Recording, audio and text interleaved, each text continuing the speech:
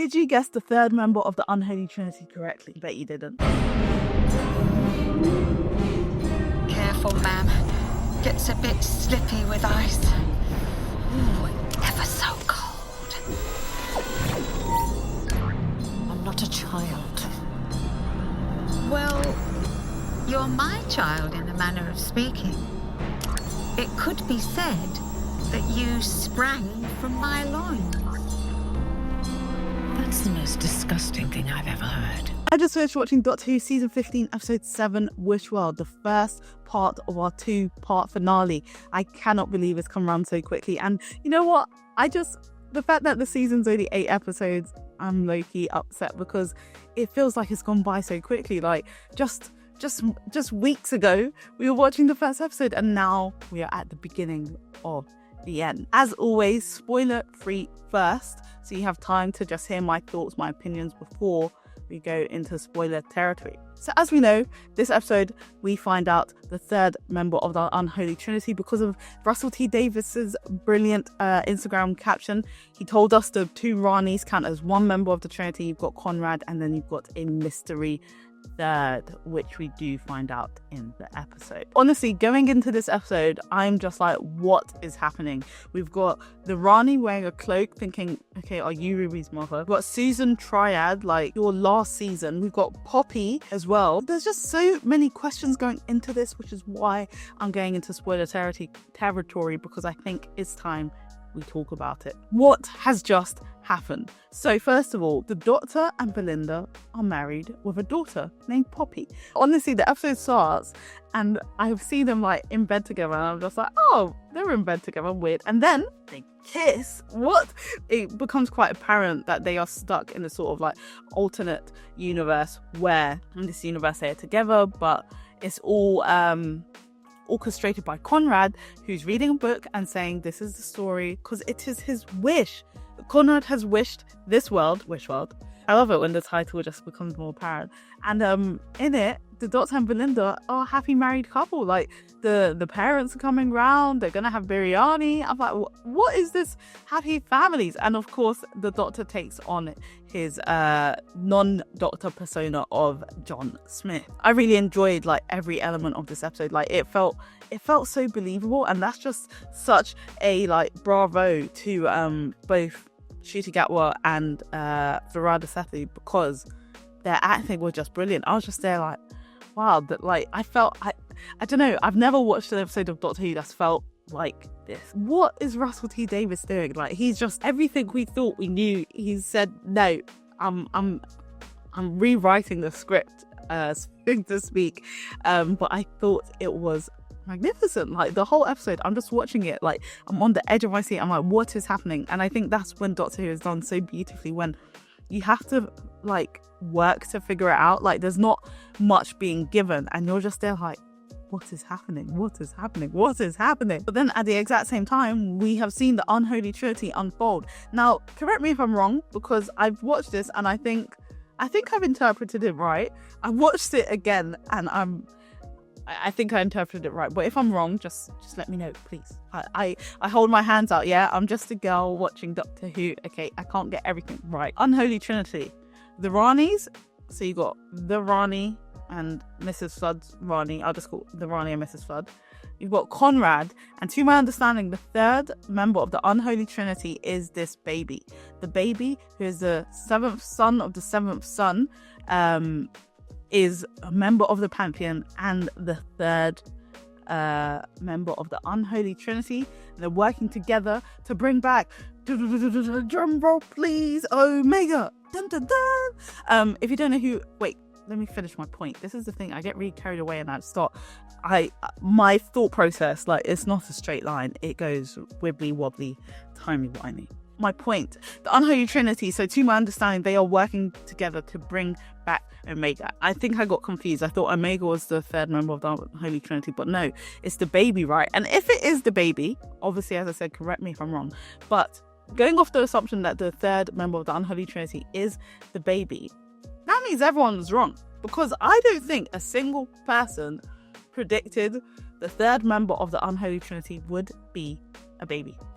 A baby with a really creepy giggle. When Conrad was holding the baby, he was like, yeah, he just laughs. I was like, oh my gosh, I know what's coming. And he did the ha ha ha ha ha ha. But it seemed even more terrifying when a baby does it. That's our third member, and he's the what? He's the god of wishes.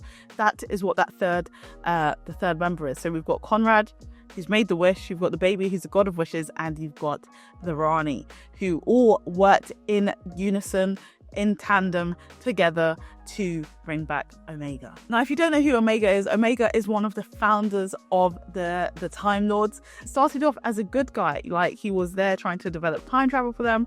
He was an engineer, but what's happened is he ended up in a antimatter universe, and I feel like being there just did something to him.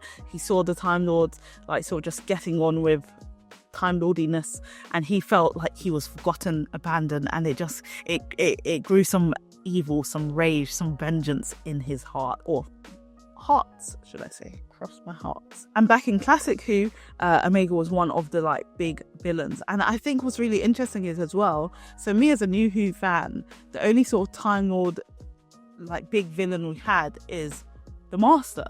But now in the space of like 2 episodes basically, we've had the Rani and Omega. Are we gonna get another Time Lord for the finale? I think that would be impressive. The Master, that could be one of them. I mean, that was my guess for the Unholy Trinity, but I don't think we're going to get the Master now. I think it's probably the Rani and Omega's time to shine. But yes, and on top of it all, the Vindicator that the Doctor has been going from time to time, try and get himself back to May 24th. The whole time, he's just been aiding the Unholy Trinity in their plan, which I think is so wild. Like, and even the fact that the Doctor's still not properly the Doctor, he's still John Smith-ish. He remembers he's the Doctor, but then he's falling to his end, which obviously we know is not going to happen because it's the finale. Like, you can't just kill off the Doctor and be like, yep, that's it. But that does add back to everyone's, suspicions / predictions of the Doctor regenerating, because if the Doctor is falling to the ground, or falling to the ground that's opening up, is the Doctor going to regenerate? Because that is now a possibility. Like, what if we get to the next episode, bam, hits the floor or something, and then we see the golden glow? I don't think they could have kept it a secret that long. Could they? No. Could they? No. It can't be that, because I love Ncuti, and this past season shows that he deserves at least one more. Like, most Doctors in New Who have had 3 seasons, and I feel like they gotta give back to Ncuti as well, please. But let's talk very quickly about the Ranies, the Rani and Mrs. Flood. Firstly, Archie as the Rani is magnificent. I've only recently learned about the Rani. I watched some of the old Kato O'Mara episodes, and I really liked the Rani's character. But here as well, like, Archie's just brought it out even more. Like, I liked just her. She's got a certain, like, she knows who she is, she knows what she wants, and she's going to get it. That's who the Rani is. But on the other hand, you've got Mrs. Flood's side of the Rani, who at the moment is very timid. She seems to be like pushed to the side, a bit like the maid. She's even sort of dressed like a maid. But here's my thing. Is Mrs. Flood going to snap? Because I think she is. Because when the Rani got Mrs. Flood, as I said, I'm differentiating like that. I know they're both the Rani, but it's a lot easier. It's just, rather than me saying, when the Rani got the Rani to make a sandwich, it just sounds ridiculous. When the Rani got Mrs. Flood to make the sandwich, and Mrs. Flood is muttering under her breath, oh yes, make a sandwich, oh yes, cut your toenails, blah blah. I think Mrs. Flood is on the brink of snapping, and I want her to, because Anita Dobson as Mrs. Flood, and now revealed to be the Rani, has been being built up, not just this season, last season as well. It's being built up, and I think we need to see more of her, because how can we get a bi-generation and then what? That's it. Anita Dobson's build up for the last 2 years is just pushed on to the other side. I do not accept it. Obviously, everyone saw Russell T Davis's Instagram post, and at the end of it, he said, "Tables don't do that," right? And obviously, it's such a rogue sentence, right? That everyone's looking at the sentence and thinking, "What do you mean tables don't do that? What does that mean?" And then I'm so happy at the person who said that line. It was Jonathan Groff as Rogue, because you know what, I don't care what anyone says, I love that episode of Rogue. I love Rogue, and I wanted him to come back, and I was like, please bring this man back, and they brought him back. Yes, Rogue. I really hope Rogue actually comes back. Like, I'm sick and tired of seeing characters just in TV screens, okay? Yes, we've seen Rogue for a TV screen. Yes, we've seen Susan for a TV screen. Now bring them into the world. I want to see them. I want to see them interact. I want the Doctor to hug Susan. I want Rogue to kiss the Doctor.